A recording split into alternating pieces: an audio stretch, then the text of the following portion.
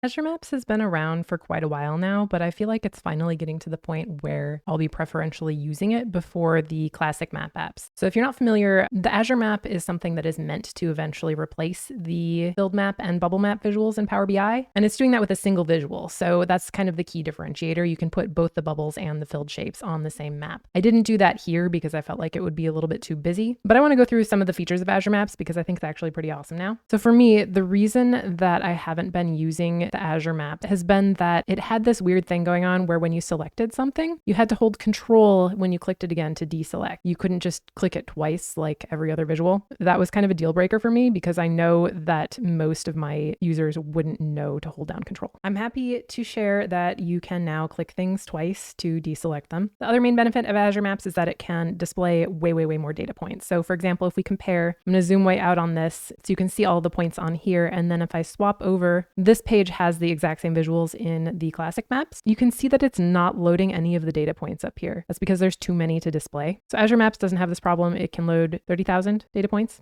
When I was collecting information to make this video, I got a little bit hung up on billing though. So the thing with billing on Azure Maps is it doesn't actually cost any money to use through Power BI as long as you have a Power BI license. Things get a little confusing when you try and do an internet search on this or when you try and say ask ChatGPT whether or not this costs money. So it was telling me flat out that it costs money to use in Power BI, but that's not true. So if you look at the Microsoft documentation page, it says at the very bottom that it doesn't cost anything to use with Power BI. So the time that it would cost something would be if you're embedding it in, say, an application, and then you'd trigger the pay-as-you-go sort of stuff. LLMs can't really be trusted with Microsoft licensing questions at this point in time. The other thing to know about Azure Maps is that it has to be turned on to use. So I'm going to show you where that is in the admin portal in a second, but I want to go through some of the features that I think are awesome. So this map, if I switch it to something where I'm using the bubble size here, I've got precipitation. The kind of cool thing you can do with this is that Azure Maps has 3D data bars. I'm not normally a 3D data bar kind of person,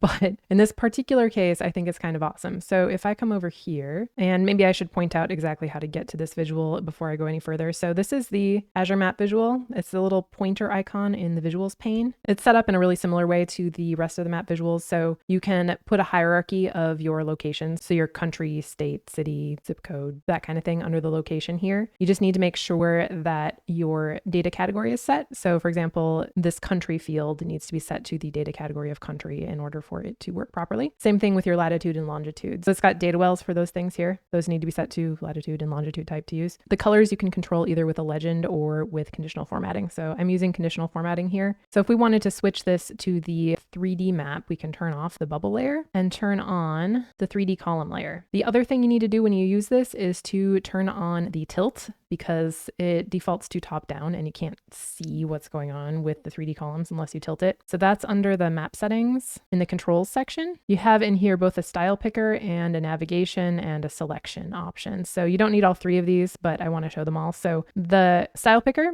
is what type of map. So the satellite is actually really pretty cool because you can zoom like all the way in and like see cars and stuff like that kind of level. If I go way in here, it's very cool. The tilt is this kind of trapezoid shape here, and that'll let you tilt it up and down. And you can also rotate it here. So that'll let us, when we zoom in and coming back over here, I like to increase the height of these a little bit so that you can see more of a difference between the column sizes. There's also an option in here to scale on zoom. It just makes things easier to see when you're at different zoom levels. So that's super neat. The other cool thing about this is it's got traffic. So I can come in here to say like something around New York because I know New York has traffic and turn on a traffic layer. Zoom in a little further. Oh goodness. Okay. Are these all car accidents? Surely not. Oh. Traffic jam. Okay, so red means traffic jam. And there's also this under selection mode here, range selection. So you can drag this point anywhere you want and then set a area time and it'll show you what 15 minutes looks like in every direction from that point. It's pretty neat. Something else that is changing recently with this is that it used to not work with publish to the web, which is where you can publish publicly your Power BI reports. The change for that is rolling out right now. So it will very soon be able to be visible in public reports. And then I wanted to show where to turn this on. on. So you need to be a Power BI tenant level administrator in order to change settings for this sort of stuff, but I believe it's off by default. To enable it, you go to the Power BI web app, so app.powerbi.com, and then go to the gear menu, admin portal at the bottom of this menu, and search for the word Azure in this search bar here. And then you can turn it on. It's turned on for everyone in your organization. You hit apply. It might take a little bit of time. That's where it's enabled. So that's a quick overview of the Azure Maps visual. Thank you for watching and I hope you have a great day.